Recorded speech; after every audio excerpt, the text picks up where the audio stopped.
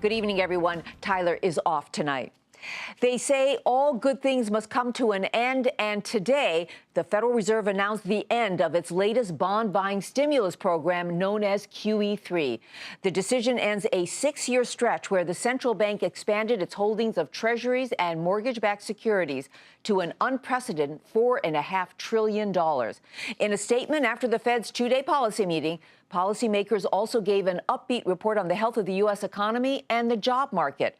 The U.S. dollar spiked higher on the news, bond prices dipped as yields moved up, gold prices fell a bit, and cautious investors kept the markets in negative territory. The Dow lost 31 points, the Nasdaq slipped 15, and the S&P was off about 3 points. The yield on the benchmark 10-year note hit a 3-week high today before easing back and closing at 2.3%. Hampton Pearson has more on the Fed's decision. Just a few hours after Janet Yellen arrived at Federal Reserve headquarters, the Fed chair and her fellow monetary policymakers made history, ending the central bank's multi-trillion-dollar bond buying program nearly 6 years after the financial crisis.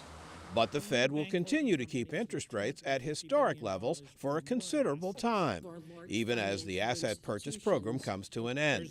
Key money managers say the move is long overdue.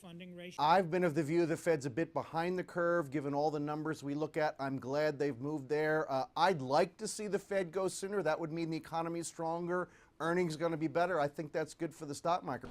While the Fed is ending QE this month, comments from policymakers about labor market conditions and the outlook for inflation are heating up the debate over what's next for key short-term interest rates. With the job market improving and unemployment now at 5.9%, the FOMC statement suggests there may be less slack in the labor market. Policymakers say that the underutilization of labor resources is gradually diminishing. And while lower energy prices may keep a lid on inflation in the short run, the Fed now says the likelihood of inflation running persistently below 2% has diminished somewhat since early this year. Fed watchers say the slightly more hawkish tone could move up the timetable for an interest rate hike. I think a lot of the people that were looking for the Fed to use inflation as an excuse to take their time might be a bit disappointed, because it seems what the Fed is saying is we're looking past this period of weakness. Even at a moderate pace of economic growth, this labor market is tightening up fast. I think the real key to whether we get a rate increase even as early as March is what do wages do from here. The U.S. economy is enjoying increased business and consumer spending, manufacturing growth, and an unemployment rate at a 6-year low. But housing is still struggling, and the slowdown in global growth poses the biggest threat to the recovery. For Nightly Business Report, I'm Hampton Pearson in Washington.